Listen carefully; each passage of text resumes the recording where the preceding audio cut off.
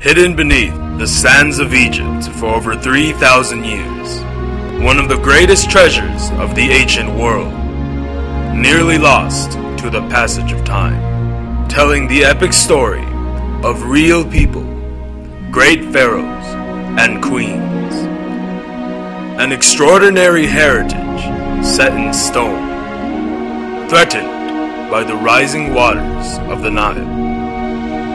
It would take scientific innovation and an unprecedented international effort of over 50 countries to protect these historic monuments.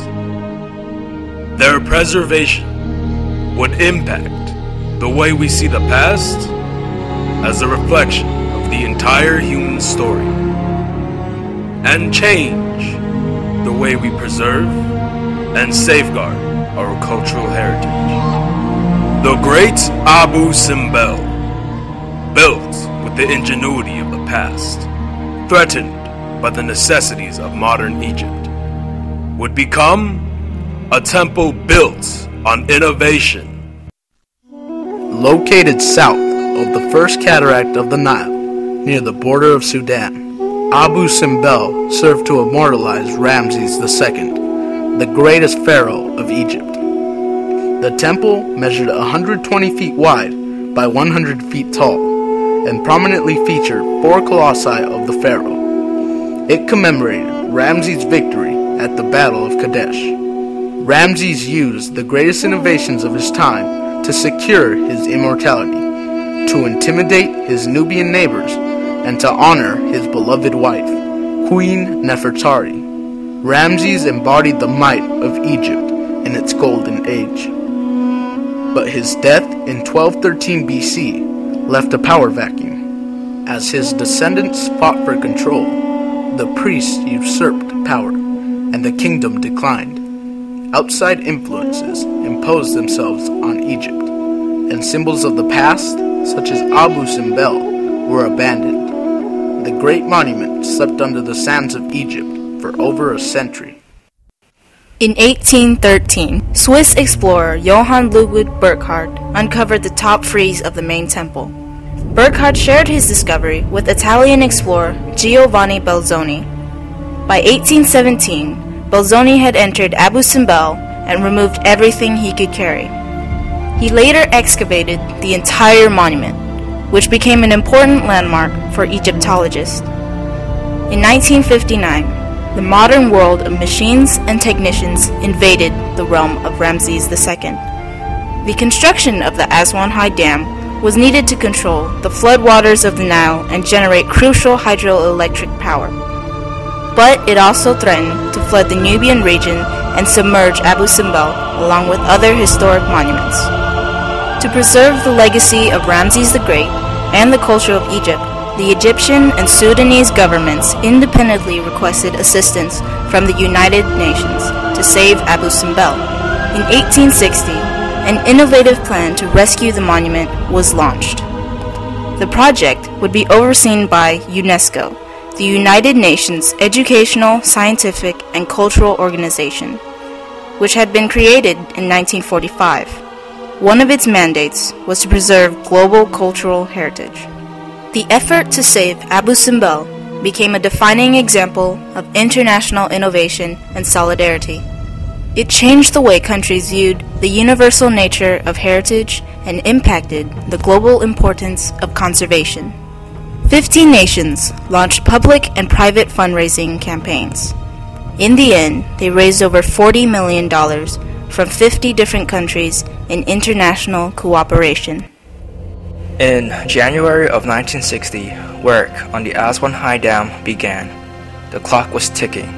The ambitious project to rescue Abu Simbel began the next year. It was complicated by the sheer size of the project and concerns about structural integrity. Maintaining the temple's alignment with the sun was also extremely important. Originally, the sun illuminated the interior of the temple on Ramses' day of birth and coronation. The preservation of this aspect was crucial. All these factors had to be considered in the final plan. A Swedish engineering firm came up with an innovative plan that balanced architectural concerns with those of historians and archaeologists. The facades and walls of the massive structure would be cut into blocks, which would then be lifted 65 meters to an area above the predicted water level. The company was put in charge of the project. Contractors around the globe consulted.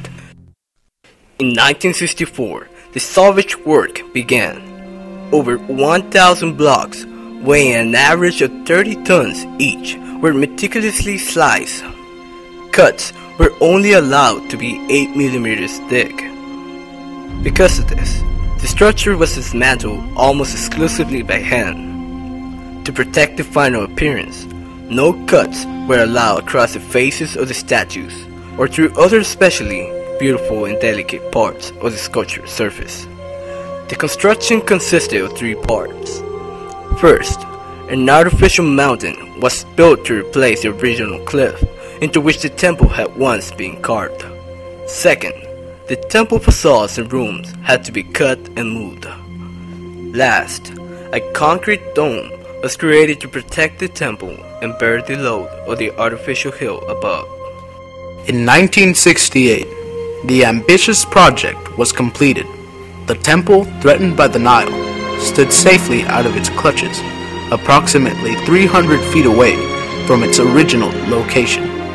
The idea to dismantle the monument in order to facilitate its movement and preservation was an innovative one. The engineers had to change their methods and approach their delicate task with respect and even reverence to be able to deal with this legacy from the past, too precious to be lost.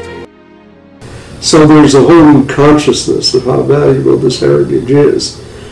And I think that this is something that is so important for global heritage to treat with that same sense of respect and awe and appreciation for the uniqueness and the beauty, really. The salvage operation proved to be an outstanding example of collaboration between people of different professions, viewpoints, and cultures. The structure, despite its massive scale, was transported to its future home and assembled without error, showing the impact of the cooperation and innovation necessary. It could not be done by one or even 2 nations. It required innovation on a grander scale, a global partnership to impact the preservation of Abu Simbel. 1969 marked the completion of the Aswan Dam. The rising waters could not claim Abu Simbel. Nevertheless, UNESCO kept working through the next decade, using the innovations developed to save other Nubian monuments. On March 10, 1980, the international campaign to save the monuments of Nubia ended.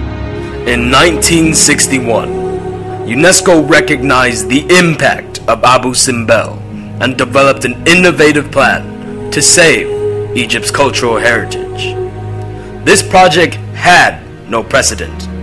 For the first time in history, an international organization successfully collaborated on a large scale for the benefit of a specific region. The project brought together scientific, archaeological, and historic innovation to impact the fate of a cultural monument and change the way we look at and preserve our history. This innovative approach to historic preservation had impact on other cultural heritage sites. The same innovations were employed to save monuments threatened when China built the Three Gorges Dam, and to save Venice, Italy, when floods threatened to engulf the city. Today, UNESCO preserves over 900 World Heritage Sites in 186 different countries on 6 continents. Between 3 and 10,000 people visit Abu Simbel each day. The temple embodies the ingenuity of the early Egyptians and survives today because of modern innovation. The first international effort to save a historic monument changed the way we preserve the past and impacted our global heritage. Abu Simbel, a temple built on innovation